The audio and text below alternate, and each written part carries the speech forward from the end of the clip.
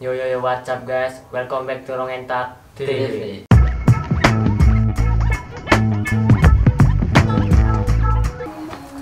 Kali ini kita kedatangan tamu lagi, part 2. Yang video kemarin itu kita ngundang tamu ketos dari SMP 1 Skande.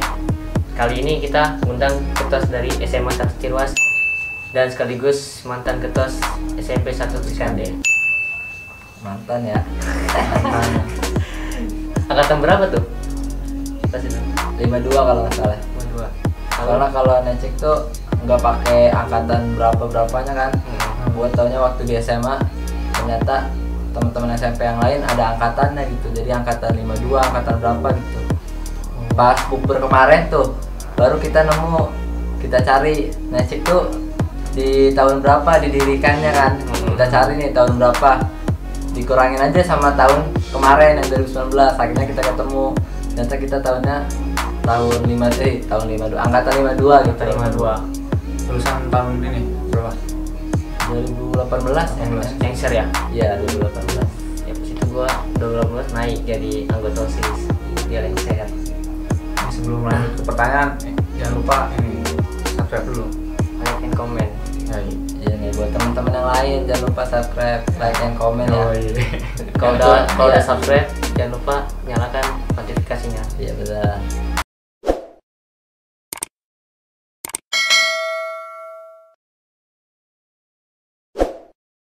Sebelum pertanyaan, dong, apa namanya dulu dong, kenalin. Nah lama nih. Nah, Oke guys, kenalin ya, nama gua Jembar Sastoliana. Apalagi nih? lagi Apalagi? Hobi mah olahraga aja guys. Biasanya futsal gitu. oh, Ya lari futsal. gimana lah olahraga gitu. laki banget ya hobinya. Iya laki lah. Ya, langsung pertanyaan. Ya, ini gua mau nanya nih. Kan pas lu kelas 7 SMP itu lu jadi kandidat nggak sih?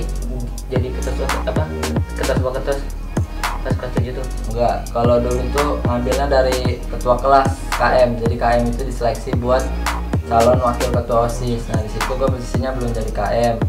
Jadi KM tuh yang ikut seleksi kayak gitu. Dan akhirnya nemukan satu orang yang benar-benar layak buat jadiin wakil waktu gue kelas 7. Si ini ya, Imam. Iya, Imam itu.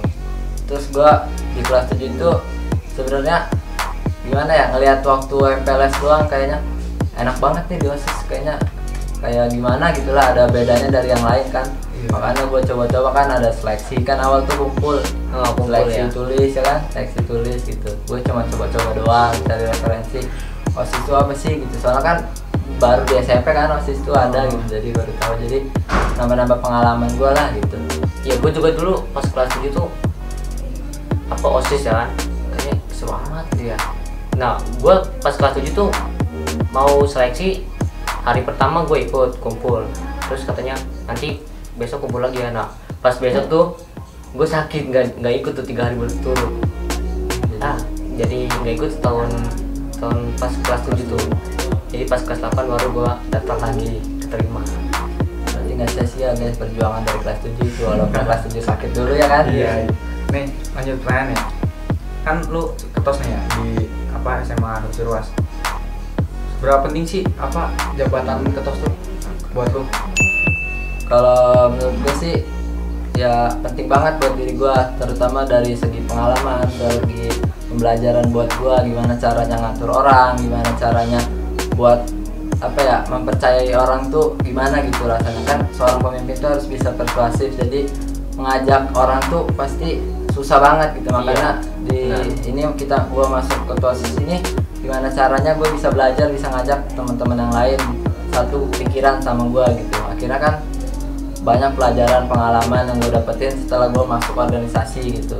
Jadi kan gue nggak langsung jadi ketua OSIS, tapi step by step gitu. Jadi gue di kelas 10 tuh dicalonin di wakil ketua OSIS. Alhamdulillah gue keterima, dan karena gue yakin pengalaman gue terus sama pembelajaran gue di wakil ketua OSIS itu, akhirnya gue percaya nih buat naik di ketua OSIS ya. Jadi Nah kan kalau orang tuh tadi kan lu bilang buat ngatur orang lain, kalau orang bilang emang hidup lu udah benar gitu. iya Pasti kan ada yang bilang kan kayak gitu kan. pasti Iya. itu yang selalu jadi pertanyaan pasti. Jadi lu nggak boleh ngatur orang dulu, tapi lihat dulu diri lu sendiri gitu. Tapi kalau gue nih orangnya gimana ya, udahlah urusan gue mah nanti aja, yang penting apa yang gue kerjain bisa bermanfaat buat orang lain. Ya kan kalau pemimpin kan harus mentingin orang lain juga kan, baiknya gimana. Gue tuh orangnya ada kayak gimana ya, kalau mau menuju target tuh harus ada orang yang bisa jadi motivasi buat gue. Jadi misalnya ada orang ini yang gimana ya, dia misalnya ketua OSIS, gue belum jadi ketua OSIS, gue lihat kok orang itu bisa jadi ketua OSIS, gimana gue masa nggak bisa sih gitu. Karena gue disitu ya jadi motivasi, akhirnya gue ngejar akhirnya bisa kesampaian. Lu kan dulu suka nih eskul kan, kayak futsal. Iya. Terus di Semacir gue lihat lu nggak ikut eskul lagi di futsal. Enggak ikut. Kenapa tuh, apa lu sibuk di OSIS, sangat sibuk banget? Sibuk sih enggak, cuman ya emang tujuan gue kalau misalnya SMP oke lah kita buat kayak ada apa ya namanya, kayak refreshing lah buat nggak cuman belajar. Tapi waktu udah di SMA gue pikir udah yang penting tuh belajar sama organisasi. Emang bukannya disampingkan eskul nggak ada keorganisasiannya, cuman ya yang lebih menuju ke bisa membuat diri gue lebih baik dari sebelumnya, ya gue pengen masuk OSIS dulu gitu. Terus kalau di OSIS tuh, kalau di Semacir ya, jadi setiap pulang sekolah sore kita kumpul di ruang OSIS gitu. Di ruang OSIS itu kita ngumpulin pemikiran kita, apa yang dapetin hari ini kita tampung semuanya buat kedepannya nanti gimana, buat kayak misalnya rencana kedepannya apa gitu. Nah di situ kan pasti eskul juga sore setelah pulang sekolah. Terus rumah gue juga jauh kan, kalau misalnya SMP kan masih dekat bisa bolak balik gitu. Kalau misalnya udah dari Ciruas, apalagi gue kan PP pulang pergi gitu, jadi ya bawa-bawaan kayak sepatu gitu masih berat. Jadi ya yang seenggaknya kalau misalnya kayak eskul futsal itu bisa gue sendiri lah gitu, kayak olahraga di rumah sendiri. Gue jadi ya jadi gue pengennya ya fokus di organisasi gitu tuh. Kalau nih SMA apa kan organisasi itu kan berbeda-beda kepala kan. Nah gimana sih lu kan jadi ketus buat satuin apa namanya itu pendapat, tujuan gimana tuh? Kalau gue sih gini, jadi kalau misalnya sebelum kita masuk organisasi kita harus tahu dulu organisasi itu apa, terus organisasi yang mau kita tuju itu tujuannya apa, terus kayak manfaatnya apa. Jadi kita ngejelasin dulu ke orang-orang yang lain, kayak misalnya gue ketua kan, gue ngejelasin dulu ke teman-teman yang lain, kalau di OSIS tuh kayak gini, organisasi tuh kayak gini, tujuan kita kayak gini, manfaat kita kayak gini. Jadi kalau kalian udah masuk di organisasi ini, kalian harus sesuai sama apa yang udah organisasi ini jalanin sebelum-sebelumnya gitu. Jadi buat mereka itu percaya dulu, buat mereka tuh paham dulu sama apa itu yang namanya organisasi. Dari situ kan pasti mereka namanya udah SMA ya kan, namanya udah mau masuk organisasi pasti pemikirannya udah beda sama yang lain. Jadi ada egoisnya ya. Tapi dari sisi kayak gitu kita bisa mempercayai mereka gitu, kita bisa ngasih pemahaman buat mereka, otomatis mereka bisa berpikir oh ternyata di organisasi itu kayak gini ya gitu. Jadi biar gimana ya, ternyata asik juga nih kalau misalnya tujuannya kayak gini, manfaatnya kayak gini ke kitanya juga. Akhirnya kan itu ada kayak rasa yaudahlah gue serius nih di organisasi gitu. Akhirnya ada rasa-rasa timbul, dia semangat ada yang timbul ingin tahu gitu ya. Jadi biar lebih emang bener ya tujuannya kayak gitu. Jadi dia kan ada rasa penasaran kan. Jadi jangan sampai dia dapet apa yang udah dia pikirin baru dia berpikir oh ternyata di organisasi bener-bener harus kayak gini gitu. Guys, buat kalian yang baru ikut OSIS, baru ikut organisasi atau yang mau ikut organisasi, bisa kalian contoh kayak gitu. Kalian harus tahu dulu organisasi itu apa, tujuannya kayak gimana. Iya, tahu lah gitu. Jadi buat pemikiran orang tuh paham dulu sama satu organisasi itu biar semuanya bisa berjalan dengan baik gitu. Oke, seru banget nih pembahasannya. Yang beda ya kak, OSIS SMP sama OSIS SMA nih jauh banget, dari bahasanya juga beda nih. Oke, lanjut pertanyaan. Sebenarnya nih, gue kan sebagai ketos nih ya, gue pengen tahu nih hubungan OSIS sama sekolah tuh apa sih? Kalau hubungan sama sekolah tuh tentu kan kalau misalnya orang lain bilang mah, kalau kita mah ya disebutnya kalau di sekolah tuh namanya babu kan. Biasa babu gitu, biasa lah gitu. Nama juga orang-orang kan kita bisa dibilang kan OSIS itu juga tangan kanannya apa namanya sekolah. Iya. Tanpa OSIS sekolah juga nggak bakal ada pergerakan gitu di dalam gitu, nggak bakal ada yang ngejalanin, karena kan guru itu nggak cuma di ngurusin kegiatan anak-anak, tapi kan harus ngajar, ngurusin yang lain gitu kan, apalagi kan udah rumah tangga juga gitu. Nggak semuanya pulang guru lah. Iya, nggak semuanya pegang guru, jadi kita nih perannya sangat penting banget di organisasi. Tanpa OSIS sekolah itu bisa dibilang stuck lah gitu, nggak bisa gerak gitu, nggak ada apa-apa, garing lah bahasanya anak sekarang lah ya, garing Iya, gitu. iya. Terus ini jadi bisa jadi penghubung antara guru sama siswa gitu. Di SMA ini gue sering banget dapat masukan, dapat gimana ya, dapat saran, dapat kritikan dari guru atau ya dari teman guru, gitu. dari teman atau dari teman misalnya, oh iya gini-gini, jangan kayak tahun kemarin dong gini-gini. Ya akhirnya kita bisa nimbulin inovasi baru, akhirnya kita sampein ke sekolah gitu. Walaupun sekolah juga nggak langsung nerima, kita harus melewati beberapa tahap dulu gitu. Iya. Jadi kita kalau misalnya ada, pokoknya hubungan sekolah sama OSIS tuh ya sebagai penghubung kayak gitu, bisa dibilang hubungan masyarakat gitu Mas. Jadi kayak dari guru ke siswa, dari OSIS dulu, dari siswa ke guru, dari OSIS juga gitu. Perantara lah. Iya, perantara kayak gitu. Kayak kita jembatannya lah gitu. Penghubung. Rencana gue sih emang tahun ini jadi founder dulu kita, jadi misalnya gimana, kita jadi angkatan pertama dulu gitu, walaupun sebentar, tapi nanti kan dilanjutin sama periode selanjutnya gitu. Keren nih pemikirannya, kreatif gitu buat kedepannya. Ini kayak kreator banget itu buat apa, buat bikin organisasi gitu, foto organisasi untuk kepentingan bersama kan, bukan kepentingan lu doang kan. Iya. pastinya. Karena ini emang hasil dari dari organisasi kayak gini, kita patut buat inovasi, buat kreatif, walaupun dalam keadaan apapun kita harus bisa gitu.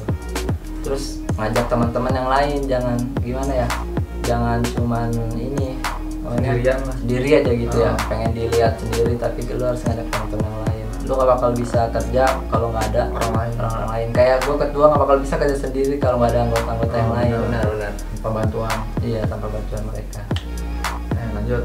Nih, apa nih kelebihan sama kekurangan lu di OSIS? Kalau kelebihan sama kekurangan, kalau kelebihan Kelebihan gua, dulu, kelebihan. ya paling gue lebih bisa ngatur teman-teman yang lain. Gue udah bisa gimana ya, pemikiran gue udah jauh sebelum apa yang udah mau gue jalanin udah kepikiran duluan gitu. Jadi gue udah pikirin bakal kayak gini. Jadi pas udah waktunya gue nggak perlu tuh namanya ada catatan itu, tapi kan emang penting ya Iya, catatan itu. Tapi gue ngejelasin ke mereka kan gak enak kalau misalnya lihat catatan, tapi gue udah situ tuh udah gimana ya, udah di luar pikiran lah, udah bisa Evaluasinya. ya udah Iya. bisa gini, paling cuma dapat masukan, dapat saran dari mereka. Tapi ada juga yang nyatet, kan ada sekretaris tuh buat nyatet kayak gitu. Itu kelebihannya sih. Kalau Nggak banyak kekurangan? kalau kelebihan. Kalau kekurangan, Pasti banyak lah ya. wah masih pasti banyak kalau Masih banyak. kekurangan. Ya, Jadi kayak gini ya, gue nih orangnya ambisius banget. Terus kalau misalkan gue pengennya kayak gitu, ya gue harus jalaninnya kayak gitu. Tapi kan sikap orang beda-beda gitu kan, cara ngejalaninnya mereka beda-beda. Akhirnya dari situ bisa timbul rasa-rasa nggak nyaman gitu, karena kayak misalnya kayak otoriter banget ya kan, gitu. Kekurangannya kayak gitu, masih belum gimana ya, belum paham sama karakter orangnya masing-masing. Lu pengen kayak gini sampai ambisius, dan orang itu pemikirannya ini orang kayak egois gitu kan. Iya, gitu. Apa? iya masuk Kayak egois sih pemikiran. kalau ambisius juga. Iya, jadi makanya itu yang mau gue kurang-kurangin ke sini. Masih banyak sih kalau kelebihan gue. Gue sering emosian banget nih kalau misalnya ada orang nih, padahal dia lagi kerja juga, gue suruh mereka buat ngerjain yang lain, mereka belum ngerjain, gue marah-marah gitu. Itu masih kekurangan gue. Tapi ya dari situ gue bisa belajar, ternyata kita nggak harus kayak gitu, masih ada cara lain buat apa ya, lebih baik lah gitu daripada ngelakuin kayak gitu. Jadi jangan contoh ya guys, kekurangan ini bisa jadi kekuatan buat kalian. Iya, Iya, pelajaran lah. Iya, buat pelajaran. Terakhir nih dari kita. Udah kan lu kan ketos nih. Apa yang udah lu dapet nih dari organisasi OSIS ini selama lu jadi ketos di SMP maupun di SMA? Ya kalau SMP kan di organisasi itu kita masih dipegang sama guru ya, apa-apa sama guru, apa-apa diinin sama guru. Kalau di SMA benar-benar kita yang buat sendiri, kita yang jalanin sendiri, kita Dari ngembangin sendiri. proposal, Dari mulai proposal, dari ngajuin, pokoknya semua dari kita lah, kita yang buat, kita yang jalanin, kita yang ngembangin juga gitu. Jadi yang gue dapetin itu, kita bisa secara mandiri bisa membuat sesuatu kegiatan yang mungkin orang lain belum bisa gitu. Kita di organisasi udah ada pelajaran, udah dapat pengalaman dari situ gitu. Terus buat tips aja deh, tips buat jadi apa ya namanya pemimpin yang baik tuh, kita harus bisa diatur, kita harus bisa menghargai orang lain, otomatis orang lain bakal ngasih itu yang ngargain kita gitu. Pokoknya ya itulah, pokoknya keluarin jiwa-jiwa kepemimpinan lu. Semua orang juga pasti punya jiwa kepemimpinan, tapi harus bisa menjalaninnya kayak gimana, cara sendiri gitu, yang baik gimana. Kalau gue sih waktu pemilihan nih tipsnya cuman ini doang, lu deketin aja pentolannya. Lu deketin tuh jangan adik kelasnya, tapi kakak kelasnya yang deketin. Dari situ kan mereka bawa pasukan semua dari atas ya kan, dari kelas atas. Kayak gitu. Kalau SMP mah enggak, cuman kalau SMA kayak gitu harus punya. Terus dari organisasi ini lu bisa kok kalau ngelanjutin dari SMA ke kuliah, bisa ada yang kuliah yang menerima dari jalur kedosis kayak gitu. Jadi biar di kuliah lu nggak plong-plong banget sama organisasi, ada pengalamannya gitu dari SMA sebelum itu sih pelajaran yang gue dapet. Seru nih, seru banget. Gimana ya? Dari gini nih, dari gue cara ngomong aja kan udah beda nih ya. Iya, bener banget sih, bener, beda banget. Karena Public speakingnya Iya, ada. harus banget kalau misalnya kalian mau masuk organisasi. Maksudnya public speaking nggak, maksudnya gimana ya, nggak terlalu diinin sih, tapi lu harus punya gitu. Iya, lu dari sendiri lah ya, Iya, otodidak. iya. Karena kan kita harus persuasif sama orang, kita harus ngajak ke orang lain. Dan kita yang terpengaruh. Iya. Coba salah satu manfaatnya dari organisasi. Gue dari awal SMP nggak bisa apa-apa, gue sumpah diem aja gue. Tapi dari sini gue kan seorang pemimpin, gue ikut organisasi, masa gue diem-diem aja ya kan. Iya. Jadi kita harus bisa Numpang lebih nama berkembang. nanti Iya, dibilang orang. nanti dibilang orang kayak gitu. Iya. Emang orang-orang kayak gitu tuh. Bisa ngomongin gitu ya. Iya, bisa ngomong di depan nggak mau. Udah guys, itu aja perbincangan kali ini di ruang podcast. Seru banget nih. Seru parah. Ya sampai saksikan lah video kami berikutnya. Iya. Nih kita sebagai host aja kayak cuma ngomong sedikit doang ya. Paling banyak nih tamu kita doang ini yang banyak ngomong. Dan jangan lupa subscribe, like, and comment, sama bunyikan Lonceng notifikasi biar nggak ketinggalan video kita berikutnya. Nah, Makasih banget ya yang buat nonton sampai habis nih. sorry nih ngomongnya panjang-panjang. Yaudah guys, see you in the next video.